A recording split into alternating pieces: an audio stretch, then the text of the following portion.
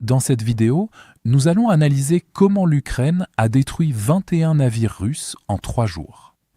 Ici, la Russie pensait pouvoir déployer discrètement sa flotte fantôme pour approvisionner la Crimée, en plaçant les navires à portée de frappe ukrainienne, tout en se contentant d'ajouter quelques postes de mitrailleuses pour les protéger.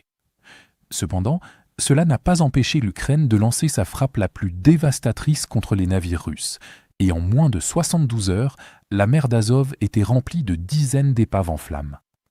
Au total, l'Ukraine a neutralisé 21 navires en mer d'Azov en seulement 3 jours, dont 19 pétroliers de la flotte fantôme qui étaient chargés d'acheminer du carburant vers la Crimée. Des drones ukrainiens ont d'abord survolé la zone pour confirmer les cibles, puis sont revenus pour les attaquer une fois identifiés. Les opérateurs de drones ukrainiens visaient la passerelle du navire, car de cette façon, le navire perd ses systèmes de navigation, ce qui facilite les frappes suivantes et oblige l'équipage à évacuer. À la suite des frappes, les pétroliers ont été gravement endommagés et on les a vus brûler en mer de façon incontrôlable. L'Ukraine a également ciblé un ferry et un cargo sec qui transportaient des fournitures vers la Crimée et a démontré que la mer d'Azov n'est pas une voie arrière sûre, ce qui rend d'autant plus étrange que la Russie y ait concentré autant de navires précieux. Cette forte concentration de navires en mer d'Azov s'explique par le fait que l'Ukraine a déjà considérablement réduit la capacité de la Russie à approvisionner la Crimée par voie terrestre en frappant les ponts et les liaisons ferroviaires. En raison du besoin en carburant, la Russie a réaffecté ses pétroliers de la flotte fantôme pour approvisionner la Crimée. Ces pétroliers ne sont plus utilisés pour l'exportation, comme auparavant, privant ainsi la Russie de revenus d'exportation et réduisant encore la flotte de pétroliers disponible. Cependant, ce changement de priorité n'a fait que déplacer la vulnérabilité logistique de la Russie de la terre vers la mer et l'a exposée de manière prévisible puisque les pétroliers concentrés en mer d'Azov restaient à portée des drones ukrainiens.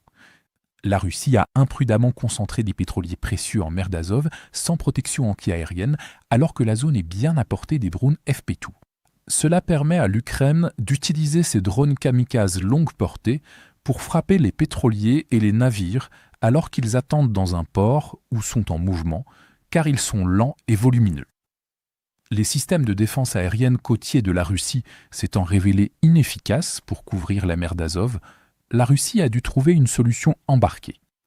Notamment, certains pétroliers transportaient un peloton de mitrailleurs pendant leur trajet vers la Crimée. Leur mission était de protéger les navires avec des armes légères contre les drones ukrainiens, dont la vitesse peut atteindre 200 km/h, ce qui les rend extrêmement difficiles à abattre. Cependant, la défense improvisée a échoué précisément dans le scénario qu'elle était censée gérer, puisque les 2 pétroliers ont été frappés par des drones FP2. L'attaque a eu lieu pendant la nuit, ce qui a considérablement réduit le temps de réaction des soldats et leur capacité à repérer la menace, rendant tout le concept de tirer manuellement sur des drones depuis un pétrolier complètement désespéré. Cela a été confirmé par les images diffusées par les Ukrainiens, où l'on voit les soldats regarder dans la mauvaise direction alors que le drone frappe le navire juste derrière eux. Ces pelotons de mitrailleurs n'étaient pas un véritable plan de défense, mais plutôt la preuve que la Russie n'avait plus de meilleure protection à offrir, raison pour laquelle même les analystes russes ont qualifié ce déploiement de gaspillage. En conséquence de l'envoi par la Russie de ressources sans défense et lentes à portée des drones ukrainiens, les analystes militaires russes ont exprimé leur indignation face au manque de protection. Ils ont déclaré que l'utilisation de ces pétroliers est catastrophique, car ils sont sans défense, même avec des mitrailleurs désignés qui ne peuvent pas résoudre le problème des attaques de drones rapides de nuit. Ils ont souligné que même la flotte de la mer Noire a dû être retirée, et que si elle ne pouvait pas survivre, alors des pétroliers civils équipés de mitrailleuses et sans flotte pour les couvrir n'avaient aucune chance réaliste.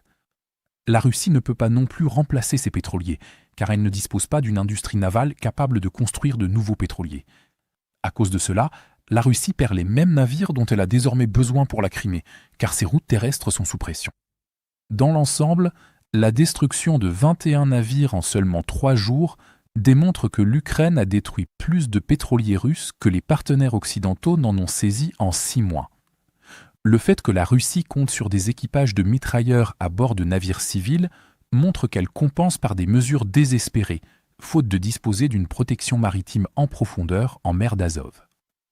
À moins que la Russie ne développe un moyen efficace de protéger la mer d'Azov, la Crimée recevra moins de carburant et la Russie continuera à sacrifier imprudemment ses navires sans aucun espoir de les remplacer facilement.